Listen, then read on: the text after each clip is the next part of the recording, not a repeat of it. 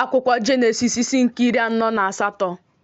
O ruo mgbe ihe ndị a gasịrị, na otu onye sịrị Josef, "Lee, nna gị na-arịa ọrịa." O wee chịrị ụmụ ya ndị ikom abụọ ka ha so ya jee, bụ Manase na Ifrem.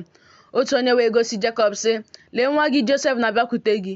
Izrel wee jisie ike nọdụ n'elu ihe ndina ya. Jekọb wee sị Josef, "Chineke nke pụrụ ime ihe niile mere ka m hụ ya anya n'ala Uz na ala Kenan. Ọ gọzie m sị m, lee, m na-eme gị ka ị mụọ ọmụmụ, m ga-emekwa gị ka ị baa ụba, m ga-emekwa gị ka ị ghọọ mkpokọta ndị dị iche iche. M ga-enyekwa mkpụrụ gị ga-anọchi anya ala nke a, ka ọ bụrụ ihe onwunwe ebighị ebi.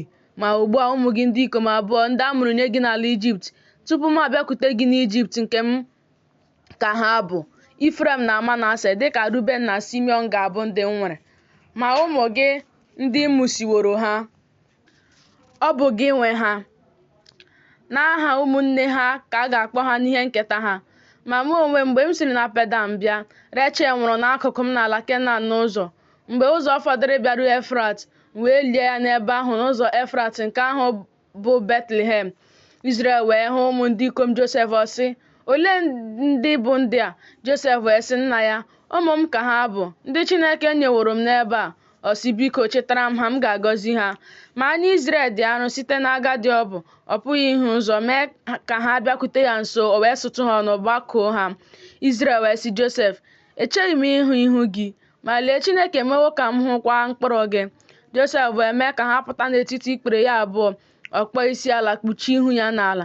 Josef wee chịrị ha abụọ, Ifrem n'aka nri ya n'ebe aka ekpe Izrel dị, na Manase n'aka ekpe ya n'ebe aka nri Izrel dị. O wee mee ka ha bịakwute ya nso. Izrel wee setị aka nri ya tụkwasị ya n'isi Ifrem onye bụ nke nta, n'aka ekpe ya n'isi Manase, na-atụba aka ya abụọ, n'ihi na Manase bụ ọkpara.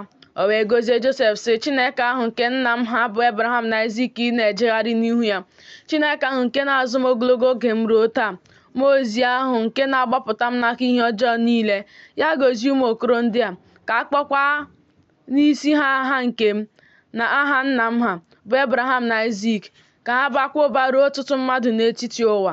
Josef wee hụ na nna ya na-atụkwasị aka nri ya n'isi Ifrem. O wee jọọ njọ n'anya ya. O wee welie aka nna ya iwepụ ya n'isi Ifrem, tinye ya n'isi Manase. Josef wee sị nna ya, "Ọ bụghị otu a nna m, n'ihi na nke a bụ ọkpara. Tụkwasị aka nri gị n'isi ya."